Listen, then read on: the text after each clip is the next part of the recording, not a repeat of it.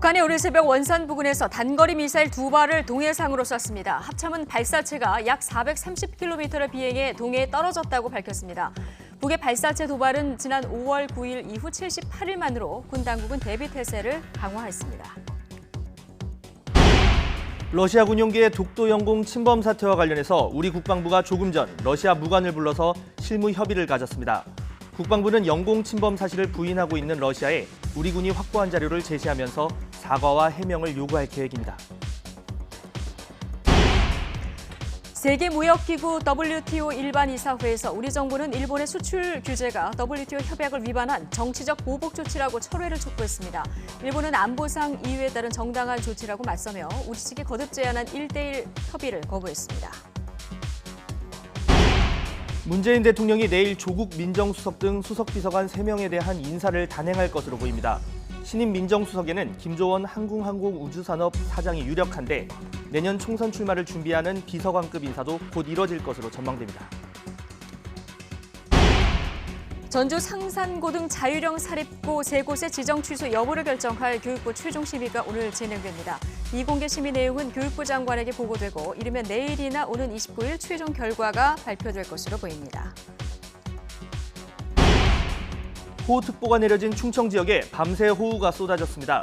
오늘 밤 사이 중서부 지방에 벼락을 동반한 국지성 호우가 예상되는 가운데 일요일까지 최고 400mm 이상의 집중호우가 예고된 만큼 철저한 대비가 필요해 보입니다. 네, 시청자 여러분 안녕하십니까? 7월 25일 뉴스앤 이슈 시작합니다. 네, 북한이 오늘 단거리 미사일 2발을 동해상으로 발사를 했는데요. 관련해서 청와대에서 좀 속보가 들어왔습니다. 청와대는 북한의 단거리 미사일 발사 관련해서 국가안보실 중심으로 상황 관리를 하고 있는 중이다. 이런 내용이 들어왔고요. 문재인 대통령도 상황 발생 즉시 국가안보실로부터 보고를 받았다. 자, 그리고 정부는 발사 관련 동향을 사전 인지했고 지금 예의주시하고 있다. 이런 얘기가 나왔습니다. 네, 또 한미 정보당국은 구체적인 정보 파악 주력을 하고 있고 단거리 미사일과 관련해서 정밀 분석 중에 있다고 밝혔는데요. 오늘 오후에 개최될 NSC 상임위에서 이번 사안에 대해서 논의할 예정이라고 청와대 부대변인이 방금 밝혔습니다. 네, 자, 이 소식은 잠시 뒤 청와대 출입하는 취재기자 연결해서 조금 더 자세히 들어보도록 하겠습니다. 네, 전해드린 것처럼 북한이 오늘 새벽에 강원도 원산 일대에서 동해로 단거리 미사일 2발을 쏘아 올렸습니다. 날아간 형태만 보면 지난 5월에 발사한 단거리 미사일 북한판 이스칸데르와 비슷한데요. 김정은 위원장의 발사 현장 지도 가능성도 거론이 되고 있습니다. 취재기자 연결을 해서 자세한 내용 알아보겠습니다. 강정규 기자. 네, 국방부입니다. 네, 지금 북한이 쏜 발사체 어떤 건지 파악 중인 거죠? 네, 북한은 오늘 새벽 5시 34분과 57분 두 차례에 걸쳐 발사체를 쏘아 올렸습니다. 이 합동참모본부는 북한이 단거리 미사일을 발사했다라고 밝혔습니다. 발사 장소는 강원도 원산 호도반도고요. 비행거리는 430km, 고도는 50여 km로 이동식 발사대에서 쏜 걸로 알려졌습니다. 지난 5월에 두 차례 발사한 북한판 이스칸데르 미사일과 매우 유사한 형태입니다. 북한이 이 무기의 바로 전 단계인 KN-52 독사를 개발할 때 20차례 정도 시험 발사한 적이 있기 때문에 얼마든지 추가로 쏠 수 있습니다. 다만 미군은 2발 가운데 한 발이 430km보다 더 멀리 날아간 것으로 보고 있는 걸로 전해졌습니다. 따라서 다른 신무기를 쐈을 가능성도 완전히 배제하긴 어려운 상황입니다. 네, 방금 다른 신무기 이야기를 하셨는데 다른 무기라면 어떤 것들을 꼽을 수가 있을까요? 네, 먼저 신형 대공 미사일을 쐈을 가능성입니다. 앞서 북한은 우리 군의 F-35A 스텔스 전투기 도입을 비난하면서 이에 대응할 특별 병기를 개발, 시험할 수밖에 없다. 이렇게 으름장을 놓기도 했는데요. 북한은 러시아의 S-300을 본떠 만든 번개 5형이라는 대공 미사일을 갖고 있습니다. 북한판 패트리어트라고 불리는 이 미사일을 러시아판 사드로 불리는 S-400급으로 개량했을 가능성이 있습니다. S-400은 최대 사거리가 400km, F-35와 같은 스텔스 전투기도 잡아낼 수 있는 고성능 레이더를 갖춘 게 특성입니다. 대공 미사일은 방어용인 만큼 국제사회의 비난도 피해갈 수 있는데요. 다만 대공 미사일의 경우 공중 요격 시험을 하는 게 보통인데 군 당국은 이번에 미사일이 동해상에 떨어졌다고 밝힌 만큼 단정적으로 말하기는 어려운 상황입니다. 네, 이번 발사를 김정은 위원장이 참관했을 가능성도 있습니까? 네, 오늘 오전 합동참모본부 관계자의 비공개 브리핑 때 관련 질문이 나왔는데요. 군 당국은 최근 김정은 위원장이 원산 근처에서 체류하고 있었고 관련 공개 활동도 있었기 때문에 동향을 예의주시하고 있었다, 이렇게 설명했습니다. 지난 23일에 북한 매체를 통해 공개된 김정은 위원장의 신형 잠수함 시찰 일정을 말하는 건데요. 북한의 잠수함 개발 기지가 원산 주변인 심포인데다 북한군이 지금 하계 훈련 기간이기 때문에 군심 잡기 차원에서 미사일 시험 발사를 현장 지도했을 가능성이 높습니다. 최근 북한은 다음 달 초로 예정된 한미연합 훈련을 문제 삼으며 북미 비핵화 협상에 영향을 줄 수 있다고 밝히기도 했는데요. 따라서 저강도 군사 행동을 통해 협상력을 끌어올리기 위한 포석으로 보는 시각도 있습니다. 또 그제 있었던 중러 공군의 합동훈련, 독도 도발 등과 연계해서 최근 한일 갈등으로 균열을 보이는 한미일 삼각공조에 대한 흔들기로도 볼 수 있겠습니다. 현재 한미 군 당국은 북한의 추가 발사에 대비해 감시와 대비 태세를 강화하고 발사체의 종류와 재원을 분석하고 있습니다. 지금까지 국방부에서 전해드렸습니다. 네, 앞서 속보로 전해드린 것처럼 청와대는 오늘 새벽 북한의 단거리 미사일 발사를 즉각 보고받고 상황을 주시하고 있다고 밝혔습니다. 특히 북미가 비핵화 협상 재개를 준비하는 상황에서 북한이 미사일을 발사한 의도를 파악하는 데 주력하고 있는데 오늘이 NSC 정례회의가 있는 날이라 회의 결과가 주목됩니다. 청와대 취재기자 연결하겠습니다. 임성우 기자. 네, 청와대 춘추관입니다. 네, 오늘 새벽 북한의 단거리 미사일 발사에 대한 청와대 반응 정리해 주시죠. 네, 조금 전에 청와대 공식 입장이 나왔습니다. 청와대는 북한의 단거리 미사일 발사 직후 국가안보실 국가위기관리센터를 통해서 즉각 보고받았고 상황을 관리하고 있다고 밝혔습니다. 물론 문재인 대통령도 즉시 보고를 받았다고 밝혔습니다. 청와대는 북한의 미사일 발사 동향을 사전에 인지하고 예의주시해봤다면서 관련 부처가 신속한 대응 체계를 가동하고 있다고 설명했습니다. 청와대는 또 군이 즉각 대비 태세를 갖췄고 한미 정보당국이 구체적인 정보를 파악하면서 미사일 재원을 정밀 분석 중이라고 밝혔습니다. 마침 오늘은 청와대가 정례적으로 국가안전보장회의 NSC 상임위원회를 여는 날이기도 합니다. 청와대는 오후에 열릴 NSC 상임위에서 북한의 이번 미사일 발사에 대해서 논의할 거라고 설명했습니다. 청와대는 북한이 오늘 단거리 미사일을 발사한 배경을 분석하는 데 주력하고 있습니다. 특히 북미 비핵화 실무 협상이 아직 재개되지 않은 시점에서 북한이 78일 만에 단거리 미사일을 다시 발사한 점이 주목을 받고 있습니다. 어제 정의용 국가안보실장과 존 볼턴 미 백악관 국가안보보좌관이 만난 자리에서도 북미 실무 협상이 조속히 재개돼 비핵화 대화가 실질적으로 진전돼야 한다는 데 의견을 같이 했습니다. 이 때문에 북한이 실무 협상 재개 전에 유리한 환경을 조성하기 위한 목적이 있을 거라는 해석도 나옵니다. 청와대는 지난 5월 북한의 두 차례 단거리 미사일 발사 때처럼 이번에도 절제된 대응 기조를 유지할 것으로 보입니다. 지금까지 청와대에서 YTN 임성호입니다.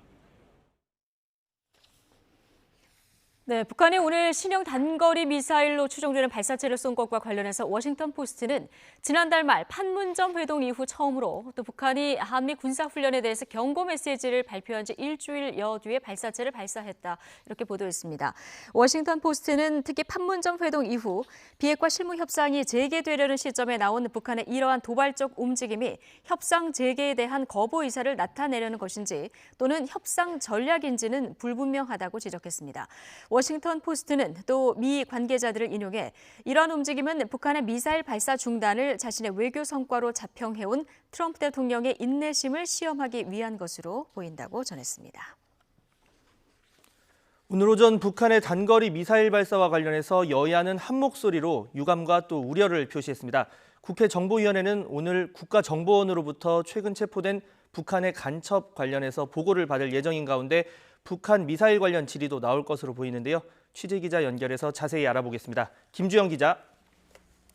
네, 국회입니다. 네, 오늘 발사된 북한 미사일을 놓고 여야 정치권 모두 비판의 목소리를 냈죠. 네, 그렇습니다. 여야는 모두 이번 미사일 발사가 한반도의 군사적 긴장을 고조시키는 대단히 위험한 행동이라는 점에 뜻을 같이 했습니다. 모두 비판의 목소리를 냈지만 그 대상은 여야가 조금 달랐습니다. 더불어민주당 이인영 원내대표는 북한을 상대로 강한 유감을 표시하면서 이번 미사일 발사가 북한에 도움이 되지 않는다는 점을 깨닫길 바란다고 강조했습니다. 또 야당을 상대로도 이를 정쟁 소재로 활용하려는 무책임한 시도를 하지 말고 초당적 안보 협력을 해달라고 요청했습니다. 반면 자유한국당 황교안 대표는 문재인 대통령이 판문점 북미 회동 이후 사실상의 종전선언이라고 밝힌 부분을 들면서 얼마나 안이한 인식이었는지 명백하게 드러났다고 꼬집었습니다. 이어 지금의 안보 위기를 극복하기 위해 한미동맹 강화, 한미일 공조 부활, 9.19 남북 군사 합의의 즉각 무효화, 외교안보 라인 전면 교체 등 기존 주장을 거듭 강조했습니다.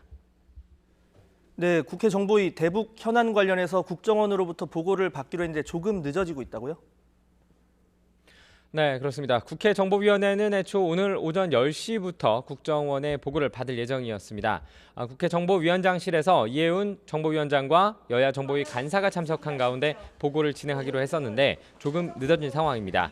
조금 전부터 보고가 시작된 것으로 알려졌는데요. 보고에 앞서 이해운 위원장은 취재진에게 밝히기 힘든 여러 이유로 보고 내용을 공개하기 어렵다면서 미리 양해를 구하기도 했습니다. 오늘 보고의 핵심은 국가정보원과 경찰이 체포한 것으로 알려진 북한의 난파 간첩 사건과 관련된 내용입니다. 정보당국은 문제 용의자 A씨가 북한 정찰총국의 지령을 받아 활동하던 이른바 직파 간첩으로 의심하고 있습니다. 이에 따라 오늘 보고에서는 체포된 간첩 용의자의 체포 경위, 구체적인 신원, 국내 행적 등에 대한 내용이 담길 전망입니다. 이와 함께 오전 북한이 발사한 단거리 미사일 관련 질의도 나올 가능성이 있는데요. 미사일의 재원이나 발사 의도에 대한 질의가 나올 것으로 보이지만 아직 발사로부터 오랜 시간이 지나지 않은 상황이라 원론적인 수준의 내용만 보고될 것으로 보입니다. 지금까지 국회에서 YTN 김주영입니다.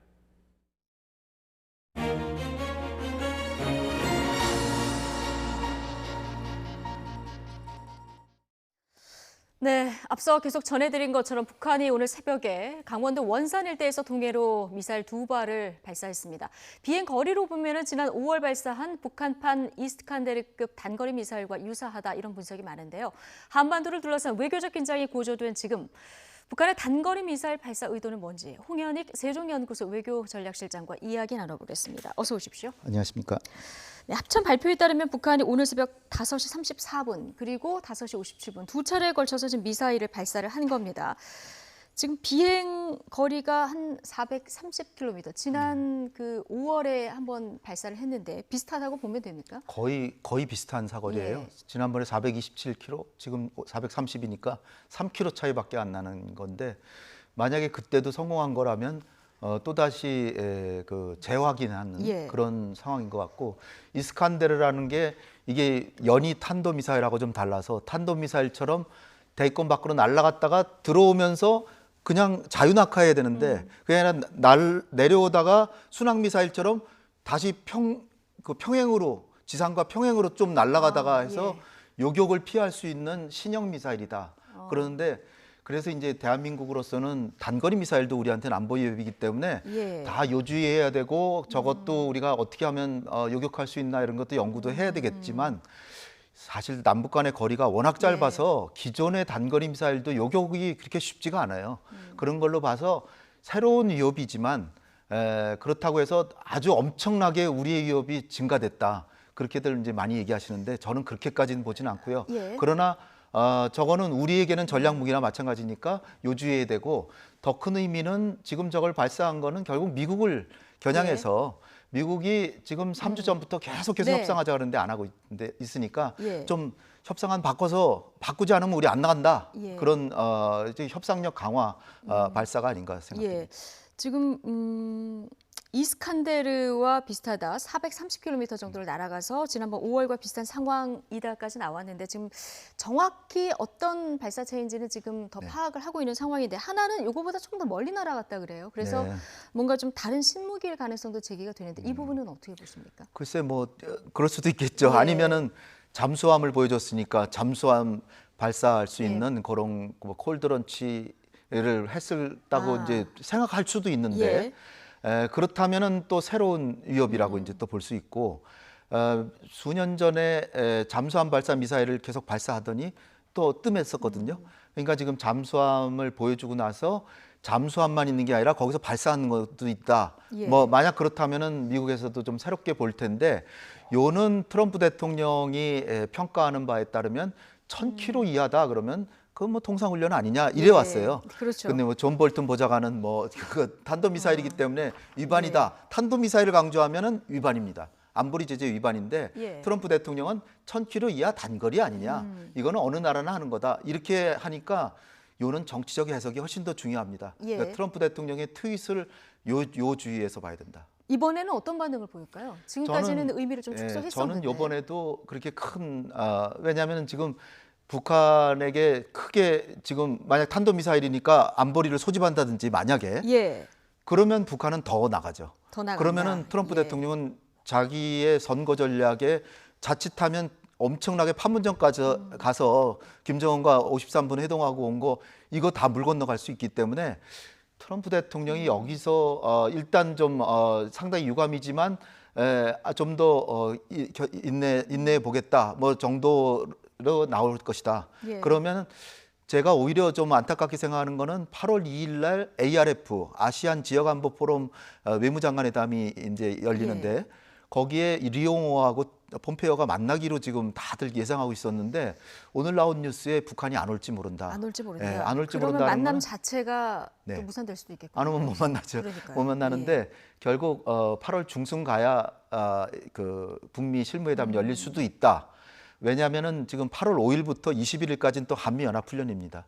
지금 저렇게 한다고 해서 한미연합훈련을 중단한다는 거는 좀 말이 안 되는 것 같고요. 네. 조금 북한의 체면을 좀 세워주기 위해서 이름을 좀 바꾼다든지 그런 거는 지금 고려하고 있는 것 같은데 네. 훈련 자체를 안 한다 이거는 좀 과도한 것 같아서 그러면 북한으로서 또 체면을 지키려고 8월 21일 날 한미연합훈련 끝나면 8월 말쯤 실무회담이 열리지 않을까 저는 그 추정합니다. 좀 긍정적으로. 네. 판문점 북미 회담도 있었고요. 볼턴 보좌관이 이제 돌아가자마자 북한이 지금 미사일을 쏜 건데요. 네. 이게 워싱턴 포스트 오늘 그 보도 내용을 보면 이게 협상을 거부할 의사냐, 협상 전략이자 이게 좀 불분명하다 이런 네. 부분을 지적을 했거든요. 근데 홍현익 박사님은 뭔가 협상력을 높이기 위한 네. 이런 의도일 가능성이 크다. 앞서 이런 얘기를 해주셨는데요. 협상을 거부할 수 있다는 걸 행동으로 보여주면서 미국이 지금의 스탠스, 지금의 입장에서 조금 더 양보적으로 나오지 않으면 일단 8월 초 협상은 못하겠다. 그거를 확실히 보여주는 것이다 보고요. 예. 요는 이것이 협상이 완전히 결렬로 가려면 트럼프 대통령이 탄도미사일에서 안보리 소집해라라든지 뭐 네. 이런 식으로 가면은 깨지는 거죠. 근데 제가 볼 때는 일단 공을 넘겼는데 예. 트럼프 대통령이 이번 한 번 가지고 과연 이거를 협상 결렬로 몰고 가지는 않을 것이다.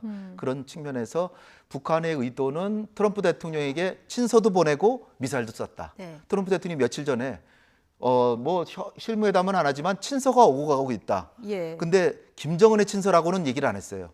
그러니까 뭐 리옹호의 폼페이오에 대한 친서이든 하여튼 친서가 왔다는 거는 지금 미국의 스탠스 가지고는 협상 못하겠다는 내용이더라도 하여튼 이 협상의 끈은 이어지고 있는 거거든요. 그런 상황에서 지금 미국이 판을 깨는 행동을 할 것 같지는 않습니다. 그러진 않을 것 같다. 네. 그래서 트럼프 대통령이 이번에도 의미를 뭔가 이전과 비슷한 맥락의 어떤 그 메시지를 트위터에 올릴 가능성이 크다 이렇게 보시는 네. 건데요. 어쨌든 지금 우리 정부 현 상황이 러시아, 중국, 일본 문제가 이렇게 한꺼번에 꼬이면서 굉장히 어려운 상황 아니겠습니까? 오늘 이렇게 미사일을 발사를 한다면 우리 정부 입장이 곤란하다는 것을 북한이 모를 리도 없을 텐데요. 우리한테는 어떤 불만이 있는 걸까요? 우리는 무엇보다도 5만 톤 식량 보내겠다는 쌀 보내겠다는데 이것도 안 받겠다 그리고 그랬잖아요. 직통으로 이를테면 군산에서 뭐 남포로 실어 보내겠다 뭐 예. 이렇게 하는데 그 WFP에다가 그 실무회담 하는 중에 뭐 우리 안 받겠다 뭐 이런 식으로 나왔다는 거예요. 이게 최종 확인 중이라는데 제가 볼 때는 북한에 지금 필요량이 130만 톤 정도 필요해요. 그런 거 보면 같은 민족이라고 봤을 때 5만 톤이 좀 작았던 거 아닌가. 차라리 한 20만 톤 줬다 그러면 거부하기 쉽지 않았을 것이다. 근데 우리 정부도 뭐 그렇다 우리 정부가 잘못됐다는 게 아니라 예. 우리 정부도 5만 톤을 주고 만약에 이게 순조롭게 선순환적으로 작동하면 한 10만 톤은 더 주겠다라고 작정하고 있었어요. 예. 그렇기 때문에 우리 정부가 잘못됐다는 게 아니고 북한이 뭔가 지금 말씀하신 것처럼 불만이 있다는 건데 첫 번째 불만은 작년 9월 달에 김정은이 영변 핵시설이라고 하는 북한이 생각하기에는 한 70%의 핵시설을 다 포기하겠다라고 어렵게 결정했는데 예. 그렇다면 미국의 상응 조치를 얻어내야 된다라고 해서 그 순조롭게 돼서 하노이에 갔는데 미국을 한국이 결국 설득을 못했다. 여기에 대해서 불만이고요. 예. 한국이 중재자 역할이 제대로 못한다는 게 불만이고 예. 두 번째는 중재자 역할을 못해서 하노이 회담이 깨졌으면 미국이 좀 잘못됐다라고 좀 북한을 두둔하는 성명이라도 내야 되는데 안 낸다는 거죠. 예. 사실 우리가 낼 수도 없죠. 그러니까 지금 북한이 저렇게 나오는 건 어쩔 수 없는 상황이라고 보고요. 북한은 또 협상력을 총 집중해서 미국하고 회담에 집중을 하냐고 우리랑 안 하는 거라고 생각할 수도 있고 통전부의 인사 이동을 대대적으로 했고 사실 그건 대체로 완료된 것 같은데 지금 안 나오는 것은 미국하고 되면 어차피 남북 관계는 급진전된다. 예. 그러니까 우리가 지속적으로 잘해줬더니 그거를 참 버릇없이 정말 항상 잘해줄 거로 이렇게 생각하면서 그런다라고 저는 보고 있고요. 예. 그렇다고 남북 관계가 지금 뭐 잘못된 길로 가고 있다기보다는 일단은 미국과의 관계에서 일단은 그 승부를 보겠다. 예. 그리고 나서 남북 관계 본격적으로 해보자. 이런 게 아닌가 저는 싶습니다. 당장 다음 달 한미 군사훈련 불만 때문에 이 쌀 지원 거부를 한 것이다. 이렇게 보통 분석을 하는데 이제 네. 교수님 보시기에는 우리 한국 정부의 중재자로서 역할이 좀 미흡하다. 이런 데 대한 불만, 그리고 네. 쌀 지원량이 현실적으로 좀 충분치 않다. 이런 부분에 대한 어떤 불만, 이런 것들이 쌓여서 아마 하지 않았을까. 이런 이제 분석을 해주셨는데요. 근데 지금 한반도 주변 상황이 녹록지 네. 않잖아요. 지금 러시아 군용기도 우리 영공을 침범한 이런 상황이라서 중국과 러시아 움직임도 좀 심상치 않은 이런 상황이거든요. 네. 하나하나 다 대응하면 예. 됩니다. 하나하나 하나하나. 대응합니다. 예. 러시아는 오늘 아침에 이제 국방부하고 러시아 그 무관하고 아마 회담을 해서 예. 명확한 증거를 보여주는 거죠. 예. 당신들이 그렇게 주장하는데 우리는 명확한 증거를 갖고 있다. 우리가 360발을 발사했어요. 그 그러니까요. 발사할 때마다 사진이 찍히고 예. 위치가 정확하게 다 기록이 되거든요. 그러면 그게 제가 알기로는 독도에서 10km밖에 안 떨어진 곳이에요. 예. 이 해안선이나 우리의 도서, 섬에서부터 12해리, 22km까지가 우리의 영해고 영해 위가 영공입니다. 그러니까 10km에 가까이라 하면은 12km를 위반한 거죠. 예. 그러니까 명확하게 이거 뭐 이를테면 플레어탄이라고 해서 섬광 이렇게 나타나는 거 있잖아요. 그거 쏜 거, 그거하고 뭐 실탄 사격했을 때 사진, 그다음에 좌표, 그다음에 항적 기록, 그다음에 통신 기록, 예. 이거 다 들이밀면 러시아가 국제사회에서 망신당하지 않으려면 우리가 잘 몰랐는데 이제서야 알겠다. 우리가 네. 넘어간 걸 인정한다. 이렇게 나올 수밖에 없으리라고 이제 일단 그건 보고요. 예, 증거 이렇게 분명한데 근데 러시아는 지금까지는 한국이 위협 비행을 했다 이렇게 좀 적반하장으로 나오고 있는 거잖아요. 그 정말 오만한 태도죠. 예. 러시아는 옛날에도 별로 하지 않았고 하다못해 자기네 영공 침범했다라고 우리의 여객기를 격추해서 269명인가를 사망하게 제가 아직도 기억하고 해놓고도 있죠. 사과한 적 예. 없잖아요. 네. 아주 좀 오만하죠. 근데 사실 러시아가 우리 대한민국에게 저렇게 오만하게 할 근거가 별로 없어요. 왜냐하면 러시아 극동 개발하고 그런데 우리의 도움이 필요하고 네. 한러 간의 교역만 해도 우리가 한 50억 달러 적자를 보고 있고 굉장히 우리가 우호적으로 하고 있어요. 예. 근데 저렇게 하는 것은 한미일 동맹을 테스트해 보는 거고 한일 간의 갈등이 만약에 조장이 되면 중국이나 러시아나 다 같이 이득이기 때문에 일단은 가보자라고 가보는 예. 것 같은데 명확한 증거를 제시하면 국제사회에서 러시아가 무례한 국가가 되지 않기 위해서는 아마 인정할 수밖에 없을 것이라고 예. 일단 보고요. 한일 관계도 마찬가지로 한일 관계도 쥐소미아 어저께 볼튼 보좌관 와서 이제 얘기를 했을 텐데 이건 3년 전에 우리가 체결할 때 우리는 별로 박근혜 정부도 원하지 않았던 겁니다, 사실은. 그런데 미국이 하도 밀어붙여서 한일 간에 이걸 체결했는데 이거는 사드가 명확하게 잘 작동하도록 한일 간에 그 정보 소통을 해놓고 예. 그냥 한미일 간의 정보 소통이 돼야 중국에서 미국의 미사일을 쏠 때 한국에서 레이더로 파악한 거, 일본에서 파악한 거 세 가지 좌표를 딱 맞춰야 정확한 그 입체 위치가 나오거든요. 그래서 그거를 하기 위해서 미국이 밀어붙여서 한 거예요.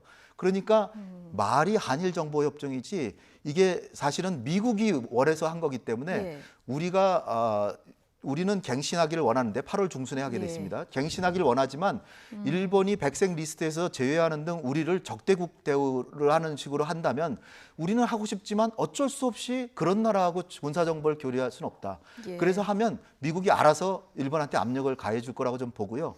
또 하나는 하나는 호르무즈 해협에 저는 파병해야 된다고 봅니다. 청해 부대 소말리아에 가 있기 때문에 이제 당장 청구서 볼턴이 내밀었죠. 예, 그거는 사실은 수십 년 동안 미국이 우리 대한민국을 위해서 예. 우리 대한민국으로는 유조선을 지켜준 거예요. 우리가 적절한 기회는 해야 된다고 보고 그것이 우리한테 그렇게 큰 부담이 되는 건 예. 아니다. 왜냐하면 전쟁에 파병하는 게 아니라 우리 유조선을 보호하러 보내는 거기 때문에 예. 명분도 있고 그 두 가지를 하면 미국도 아 한미 동맹 튼튼하구나. 그러면 일본도 좀 너무 과도하게 하지 마라 이렇게 예. 나올 가능성이 있다.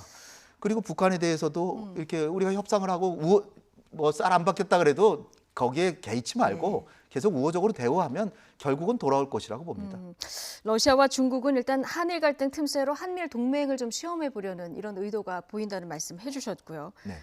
지금 지소미아 같은 경우는 교수님 말씀 들어보니까 지금 미국을 어떻게 보면 압박할 수 있는 한일 갈등의 중재자로서 미국을 압박할 수 있는 수단이 될 수도 있을 것 같다 이런 생각도 드는데 지금 어제 오늘 이번 주 들어서 굉장히 안보 관련 이슈들이 많이 터졌는데요. 오늘 오전에 국회 정보위 국정원 보고가 있었는데요. 북한의 그 직파 간첩으로 의심되는 40대 남성이 우리 공안 당국에 붙잡혀서 조사를 받고 있다고 합니다. 네. 이게 얼마 만입니까?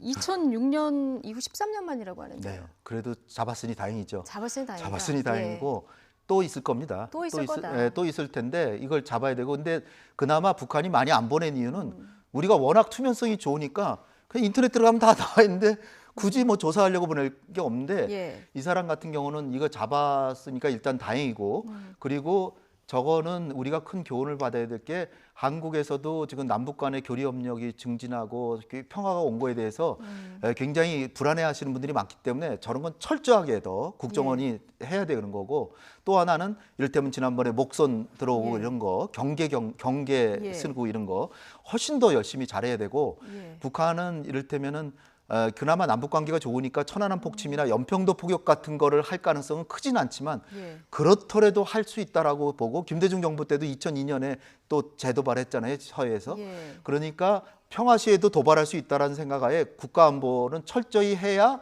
남북 평화를 하는데 국민들이 안심을 한다. 그런 차원에서 전 적절하게 이번에 잘 잡았다. 이렇게 예. 생각합니다. 북한 정찰 총국 지령받으면서 최근에 스님 행세까지 했다고 하는데 이런 네. 부분은 좀 엄격하게 대처할 필요가 있다라고 얘기를 해주셨고요. 이런 상황에 지금 우리 국민 2명이 탄 러시아 어선이 지금 북한에 표류하다가 납포가 된 건가요? 이게 표류를 하던 그러니까 중에? 러시아 어선의 어업 지도 예. 어업 전문가들인데 이 사람들이 그 배가 고장이 나서 북한 영해에서 흘러서 표류하다 보니까 자기네 영해 침몰 우리나라 네. 지금 러시아 비행기 와서 네. 위협 사격했듯이 그냥 배 같은 건 끌고 가니까 원산으로 네. 끌고 갔는데 원산이 미사일도 쏘고 또 지방 인민회의 한다고 김정은이 가서 투표도 하고 잠수함도 보고 심포 예. 다 고군처입니다 지금.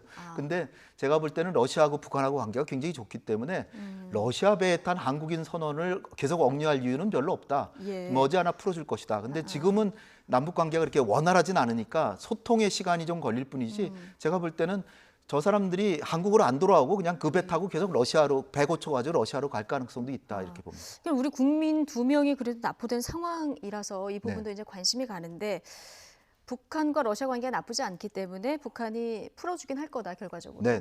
예. 저는 확신합니다. 러시아하고 관계가 푸틴 대통령하고 김정은 위원장하고 수년 만에 만나서 그럴 정도로 좋은데 예. 지금 뭐 교역도 굉장히 원활하고 그리고 한러 관계를 볼 때 예. 북러 교역에 우리가 700배예요 작년에.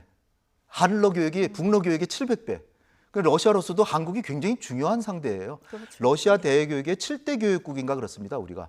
그러니까 우리 정부에게 이번에는 군사안보 목적으로 트럼프 대통령의 아메리카 퍼스트 정책에서 중국과 러시아를 인도 태평양 전략으로 봉쇄를 하니까 그거 테스트하려고 이번에 무도한 행동을 했던 거고요. 네. 한국에 악감정이 있어서 한 건 아니다. 예. 따라서 러시아하고도 따질 건 따져야 되지만 또 이번의 기회를 독도는 한국 땅이라는 걸 더 명확히 보여줄 수 있는 기회를 삼때 러시아하고 우호 관계는 지켜야 된다. 그런 선에서 해결해야 된다고 봅니다.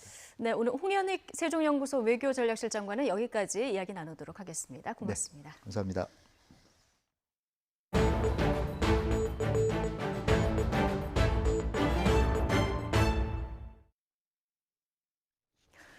네, 어제 WTO 이사회에서는 일본의 수출 규제를 놓고 우리나라와 일본 측 대표의 열띤 공방이 벌어졌습니다.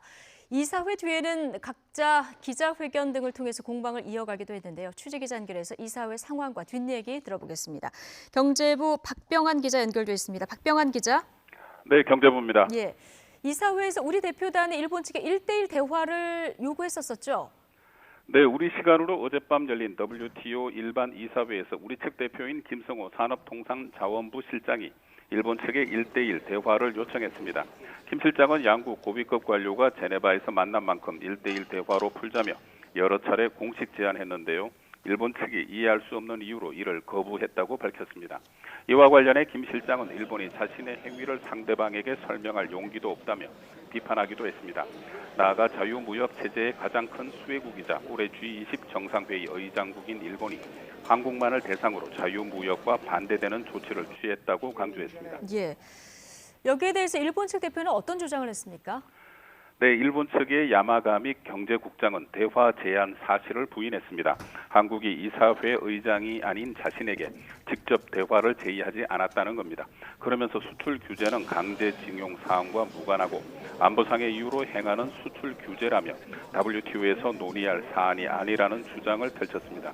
WTO에서 이 문제를 더 논의하는 것 자체를 차단하려는 뜻으로 보입니다.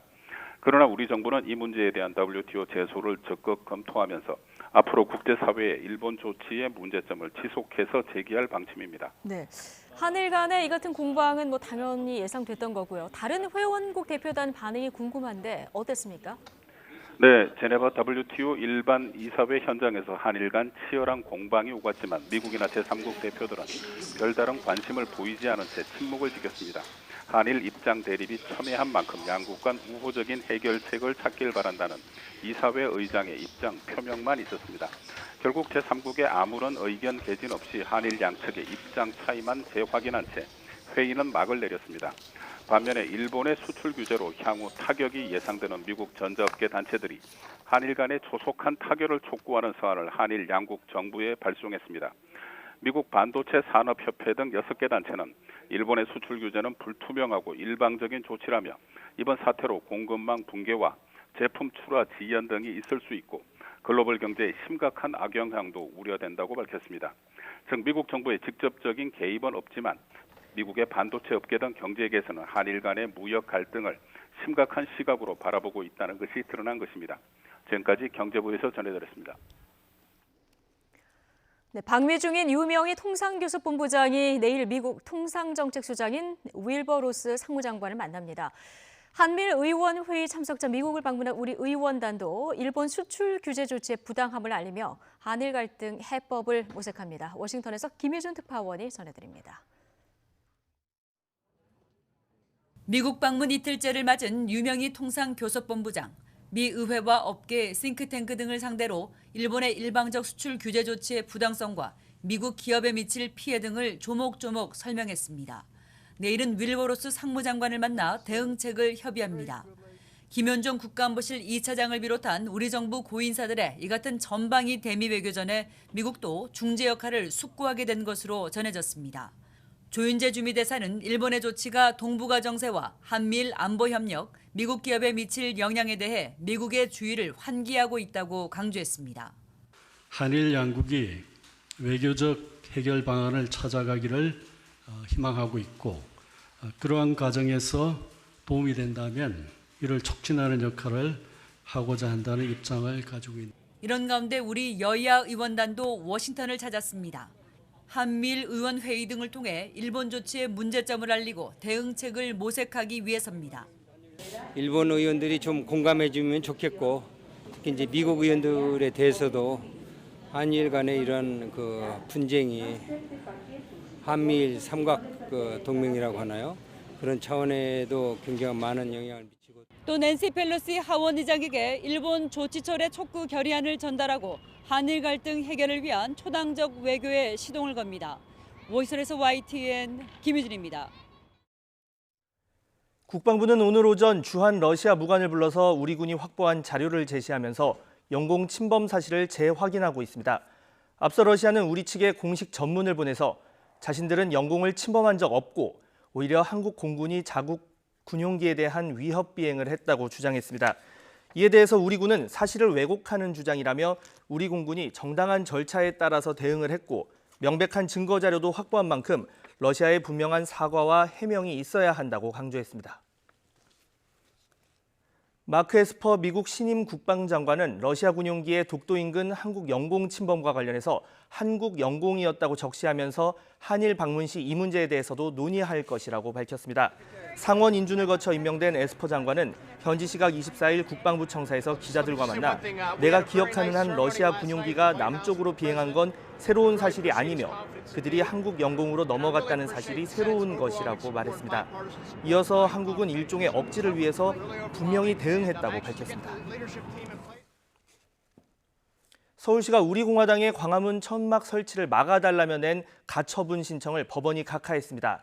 민사소송의 대상이 아니라고 본 건데요.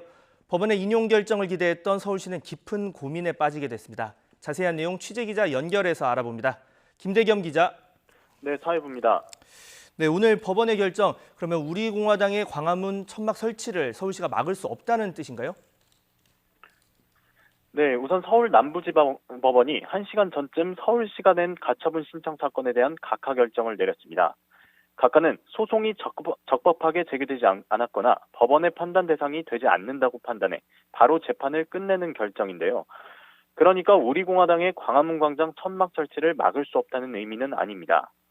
재판부는 서울시가 행정대 집행을 통해서도 우리공화당의 천막을 철거할 수 있는 만큼 민사소송의 대상이 되지 않는다고 판단했습니다.